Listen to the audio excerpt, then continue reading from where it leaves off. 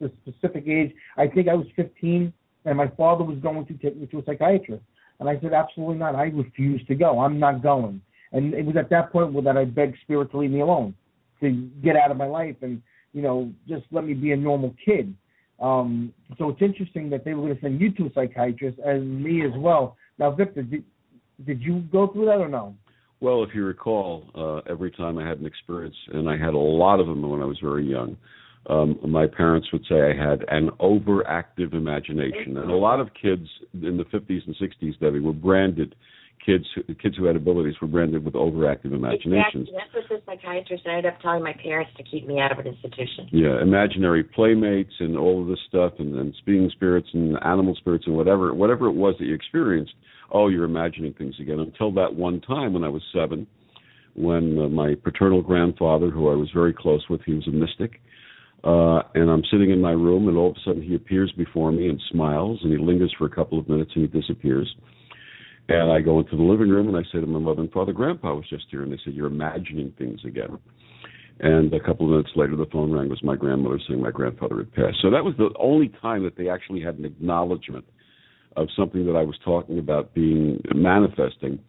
But even that, they sort of said, it's a coincidence. He just had a feeling he knew. So, I just want to bring up, we all went through this, with our families, but River didn't. Like I said earlier, Debbie, River grew up in a very psychic family, so blessed.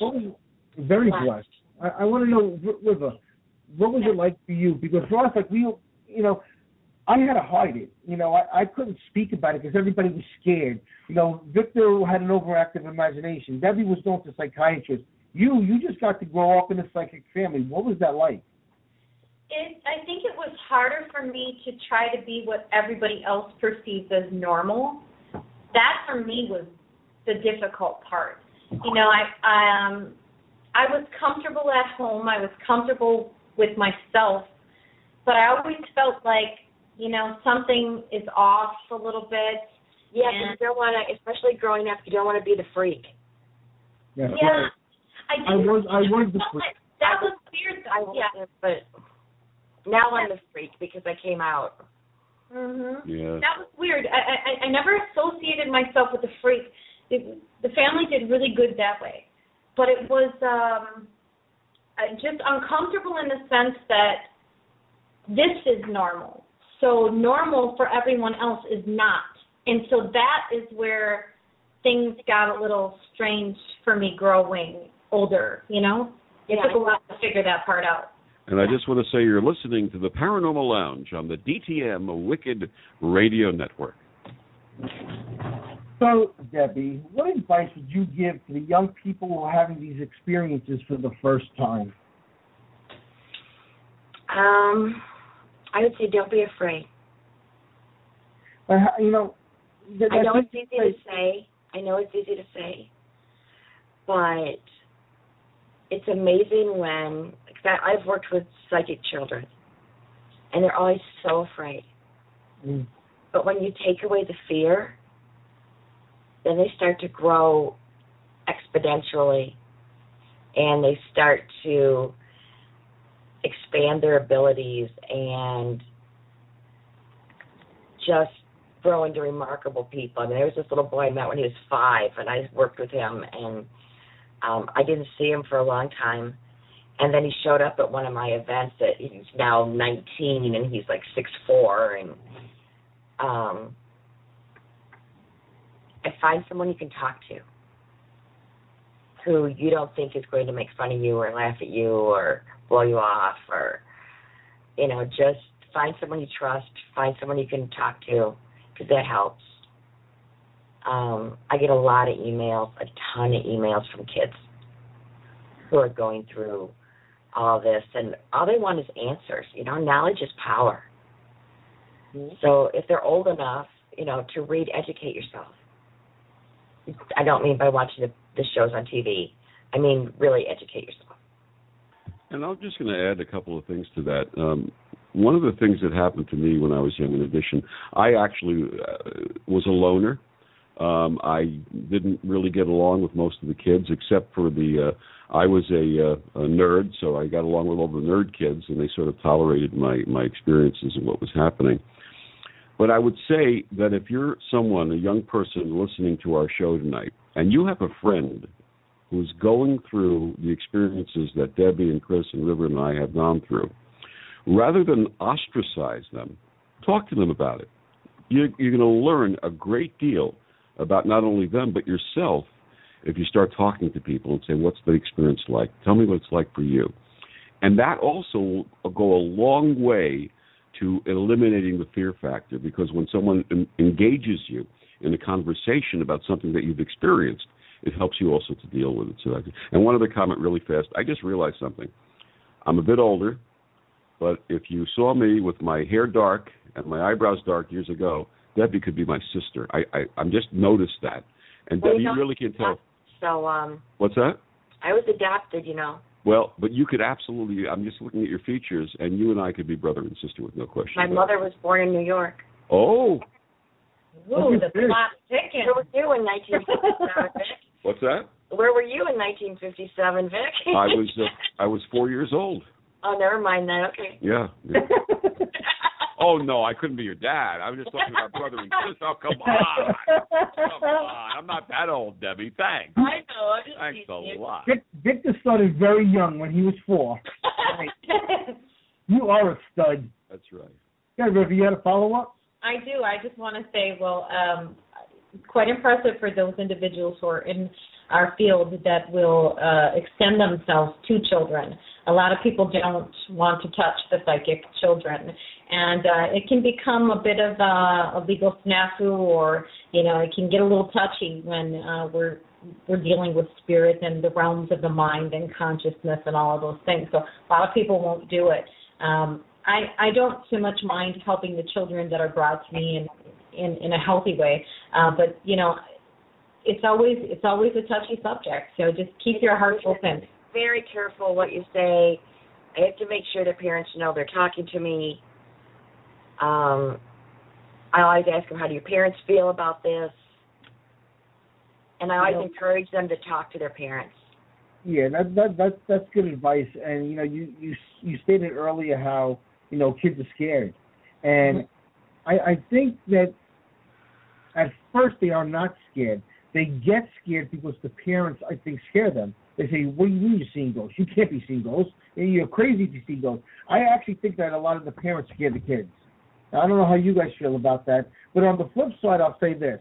I taught psychic kids for a while in Manhattan, and what I was impressed with was, now I know I'm playing both ends of the thing here, but I was impressed with how the parents really supported their kids. But I think the fear comes in when with the parents that don't understand and are scared themselves. I think that they actually put the fear of God in the kids. What do you guys think about that? I think kids get more scared when, their parents don't believe them. And they say, oh, well, it was just a dream, or it was an imaginary friend, or you have an overactive imagination. Because then those kids feel abandoned. They feel alone. And I think that's what makes them scared. The people that are supposed to protect them don't. And also, let me add to that, sometimes it's a little more, too, than the parents who don't want to believe. But for those children who are giving information that they shouldn't know it, quote, unquote, should not know this, sometimes the parents take a different turn with that and say you're wrong for having that information, or it's against our belief system or structure, or they don't find a proper outlet for it, and that's a problem. It is a problem. I just wanted to share that my first marriage ended because my wife basically went from being a Buddhist to a fundamentalist Christian, born again. And I supported her 100% because if that was the path she needed to be on, I went out of my way to support her on that path. Unfortunately, she could not do the same for me. And my daughter was born wide open. My daughter is an indigo. And I actually, her mother used to tell her that she was going to hell for doing the things that she was doing, believe that or not. And it just goes to show you that if someone has an ability and they're not nurtured, it drove my daughter crazy to the extent that she now shuts it down. She doesn't want to have anything to do with it, and she's definitely afraid of it because her mother put this fear, quote unquote, fear of God into her, and it's really horrible. It's really, really horrible. Yeah, you know what, Victor? I'll say this. I know your daughter shut it down, but when I met her, she was popping. And when I say popping, I mean third eye popping. I see white popping from her, and that's very psychic. She projects the energy, but she does not allow any connection with spirit. She just shut it down. And even now, she doesn't even do anything, huh? No, not at all. It's sad because, especially with your daughter coming from from your loins, very psychic, and I remember her sitting on my couch, and I was thinking to myself, this girl's got something, but she doesn't use it. It's a shame. Yeah, actually, to be honest with you, she asked me to teach her how to shut it down, and I did, because that was her choice. So.